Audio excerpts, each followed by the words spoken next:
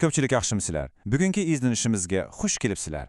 Bugun biz tarixdagi eng teran, shundoqli kishilar eng ko'p munozara qiladigan bir temaga, Ar-Rahman, ya'ni mutlaq marhamat o'qumining orqasidagi sirlarga, manbadagi ma'lumotlarga asosan birlikda cho'kib boqamiz. Qan'amisi boshladikmi? Eng oldi bilan bizni o'ylantiradigan bir cho'ng ziddiyat bor. Qaranglar. Tarixiy manbalarga asoslanganda dastlabki e'tiqodchilar eng dahshatli qiyin-qistoq va ziyonkashlikka uchragan dala oshu minutlarda ilohiy marhamat haqidagi bayonlar eng ko'p nozil bo'lgan ekan. Nimishka? Azob bilan marhamat qandoq sagara bir yerda keladi. Bu pek qiziq bir nuqta, shunday-ku. Manbada buni tushundiradigan bekemi ta'sirli bir metafora, ya'ni o'xshatish var. Eğer yağışın ceni bolgan bo'lsa, o öcü azası kılınıvatkanda ağrıttan yığılan bo'latdi. Ama bu azap bo'lmasa, o pek ayla utun bolup kalattı. Demek çimen ki bu karaşka asaslanganda hayattaki kıyançılıklar bizi veyran kılmak için emez, belki bizi yukarı dereceye götürüdigen ilahi bir hüner senetin cereyanı iken. Bugünkü tahlilimizning kun tartibi mundak. 1. Merhametning haqiqiy ma'nosi. 2. Rahman isminin Kur'andaki o'rni. 3. Terbiye, qiyinchilik ve rahmet. 4. Bismillah'ın 5 çoğ sirri. 5. Müşriklerinin Rahman'ını red kılışı. Ahırda 6. Kainattaki her taraflime rahmet. Birinci kısım, merhametinin hakiki manası. Arap tilide bu okumuga ait intayen kaltıs bir incikilik var. Rahmet bilen merhamet ikisi tamamen okşaşamaz. Rahmet bir vasıta yaratkucuga xas. Mənbədən keledigen asli hususiyet. Ama merhamet şu, o biz insanlarga xas. Yani başkadan öğrenildiğen ve kubul kılınadığan bir nerse. Yani biz insanlar merhametli özümüz yaratalmayız. Fakatla en âli mənbədən kubul kılıp andan başkalarga yetküzüleyimiz. Şoğa Ar-Rahman okumağa eniqlama bergende, u pakatla bir quruq isim emas. Balki u borliq mavjudotni yaxshi yomon demay shartsiz holda o'z ichiga oladigan mutlaq ilohiy marhamat javharidir. Mana bu nuqtani tushunish bak muhim, chunki bu bizning koinotga va boshimizga kelgan sinoqlarga bo'lgan putul qarashimizni o'zgartirmaydi. İkinci kısım, Rahman isminin Kur'an'daki o'rni. Tahmin qilib bag'inglarcha, bu ism Qur'onda necha qitim tilga aylangan bo'lishi mumkin. Dal 170 qatim. Tarixiy va obyektiv ma'lumotlar shuni ko'rsatadi-ku, bu son faqatla bir tasodiflik emas. Sanliq ma'lumotlarga qaraydigan bo'lsak, natija kishini hayron qoldirdi. Vahiy nozil bo'lishining birinchi yili bu ism faqat bir qatim tilga olingan bo'lsa, 6-yilga kelganda tuyuqsizla 27 qatimga sakragan. Shundaqla 12-yili yana 11 qatim. Nimish qadamsilar? Chunki 6-yili deganimiz dastlabki musulmonlar Makkada eng ayg'ir, eng dahshatli ziyonkashlikka uchramatgan mazgil edi. 12-yili bo'lsa, umidsizlik pallaga chiqqan vaqt.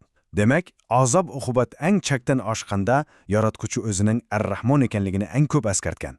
Mana bu, aşı ziddiyatning siri.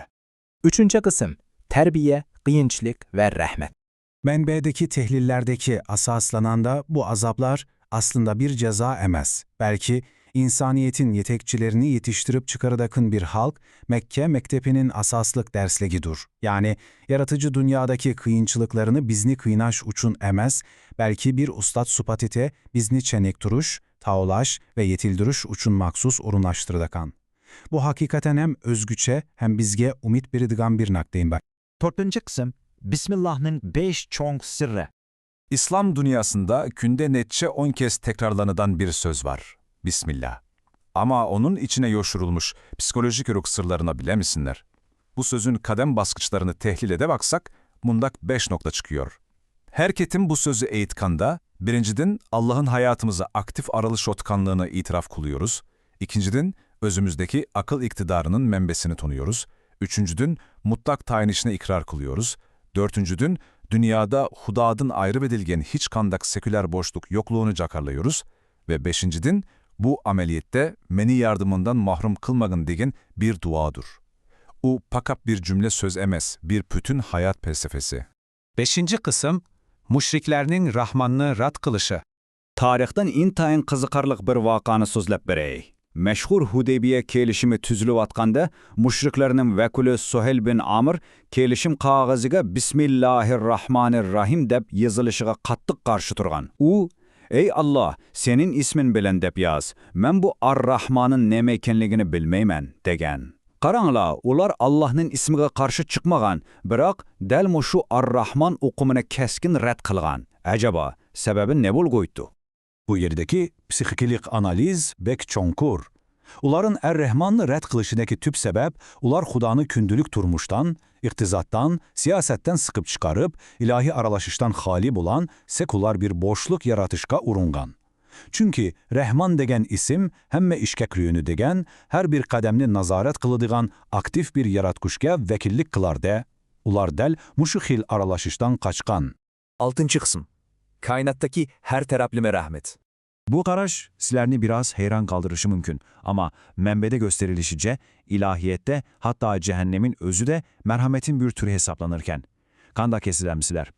4 noktadan eli baydanız alda birincisi o adalet. Zalimleri verilen ceza mezlumlar için tenkpunluk ve merhamettir. İkincisi o bir agahlandırış olup insanlarını özüne ziyan seliştiren aldın tusup kaldırır. Üçüncüsü o göya bir ciddi kutkuzuş oyuya okşaş bu dünyada sakaymayan menevi keserlikleri davalıyor. Ve dördüncüsü mevcut buluş garantisi. Yani kandak şekilde buluşudun kat'i nezer mevcut bulup duruş bütünlüğü yokluktan yakşıdır. Bunda qaraganda bu cheksiz mərhəmət bütün kainatның hər bir tomurğa singib ketgan. Şunumu tarixdagi payg'ambarlar doim cemniyet en çoğ kriziska patqanda andan evetilgan. İçimizdagi ujdan bolsa, qoya Allah'ın öyü süpetide bizge her vaqtda toğru yolunu körsetip durdu. Hatta alemdeki şuncha zor qalaymıqançılıqlarını bir mükemmel tertipke seyilip duruvatkan küçmü yenila şu barlıqqa singen merhamettir. Mənbədəki alim bu yerde kişini heyran kaldıracak bir zamanevi metafora işletiptir. Karanlar, Allah'ın 3000 ölçemlik kamerası var diyor.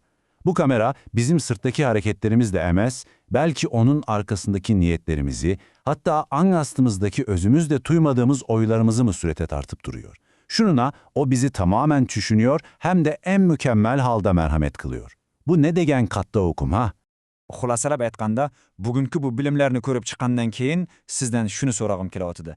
Agar siz hayotingizda boshdan kechirayotgan to'salg'i va azoblarni bir jazo emas, balki sizni pishib yetildiradigan bir ilohiy tarbiya nazarida ko'rsangiz, bugünkü yashash usulingiz qanday o'zgargan bo'ladi? Marhamatning o'sha ziddiyati balkim sizning hayotingizdagi eng cho'ng ilhom bulug'iga aylanishi mumkin. Keyingi qaytimlik izlanishimizgacha omon bo'linglar.